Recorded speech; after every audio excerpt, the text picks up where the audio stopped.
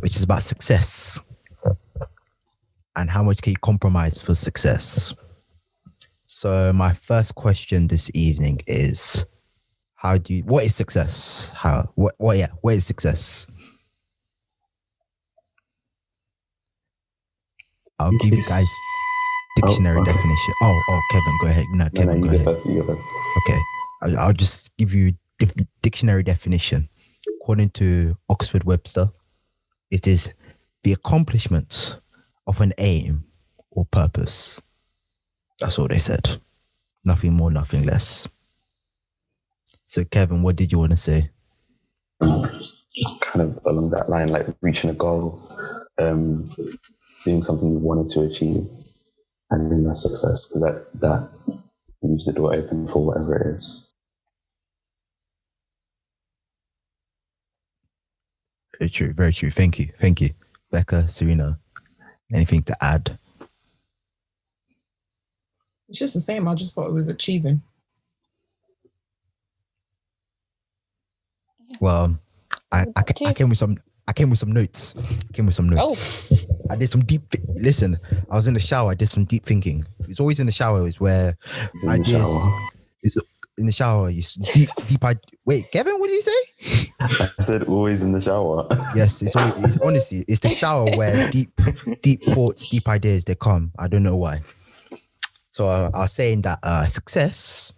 I realized success changes over time because our parents' idea and definition of success is very much different to as millennials, millennials podcast, as millennials, our version and definition of success has changed from our parents, because with our parents, it would have been like, get married, have kids, have a secure job, buying a house, education, yada, yada, yada. Those were like the standpoints of success.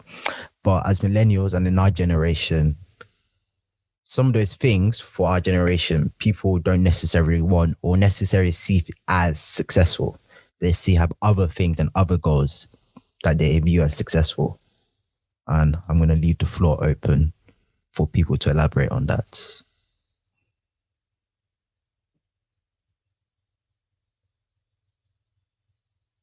Yeah, I agree. I think with like our parents, success was more the stuff that you could show to others, like what you've already said, like material things and family. Whereas with us, success has more to do with all the things that people don't see. It's a lot more feeling based, I think. Feeling based. You care to? What do you mean by feeling based? Like I have a friend of mine. They've decided that I think it's every day they wake up, they're going to write like 5 or 3 things that make them happy. And that to them is success. Do you know what I mean? Because like they wake up and they started off their day, well, that's a success in itself. Wait, success from the day before, success is, I'm very confused. Like in a way, them getting to a positive mindset is a success. That's, do you know what I mean? Okay. Improving on where they were a bit more negative before, improving on becoming more positive now. Okay, I see. I get what you mean. Kevin, Serena, care to add? I think I agree with that. What I was going to say was that I feel like it's partly cultural based as well. Also in the notes. I feel like when our parents are from countries that were maybe less fortunate or less developed, because they've had to work harder to get where they are, their perspective on success is a lot more, as you said, based on what people see. And now we are following on from what they've already built.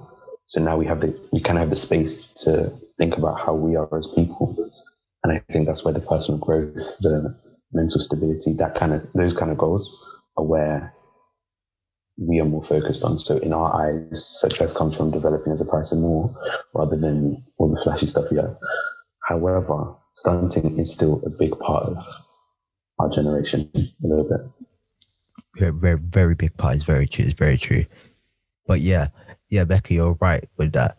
Yeah, our parents viewed things, tangible things that you could see as true and real successes. But with our generation, it's more what you can't see, like your mental health, like overcome any mental health issues you may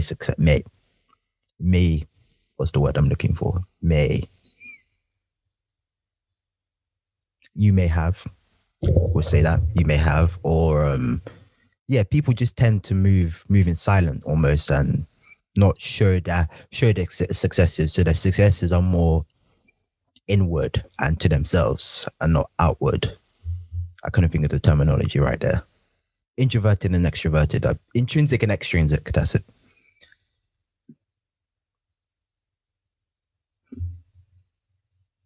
And also, success is very different from person to person, because what I might view as a success, Kevin might view as a failure. What Kevin may view as failure, Serena might view as success. So success is a very individualistic thing, and it's very it really is tailor-made from individual to individual. And there are successes that, as a consensus or as a general, people view as, yes, you've succeeded. Maybe it's in business, maybe it's in education, maybe it's in sports. These are all general successes that universally society is accepted. But as well as that, we all have individual successes that we all want to achieve and we all want to hit as well, which society may not see, but these are successes.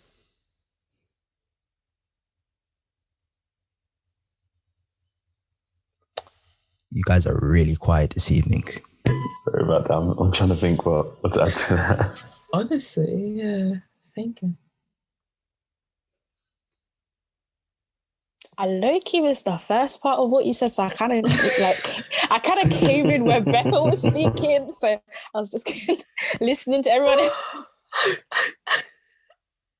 So Serena, what do you have to say as success?